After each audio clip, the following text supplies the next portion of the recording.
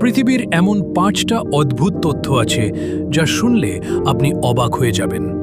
শেষেরটা সবচেয়ে অবাক করা। এক তথ্য, মধু এমন একটা খাবার যা কখনো নষ্ট হয় না। বিজ্ঞানীরা 3000 বছর পুরনো মধু পেয়েছেন যা এখনও খাওয়ার উপযোগী।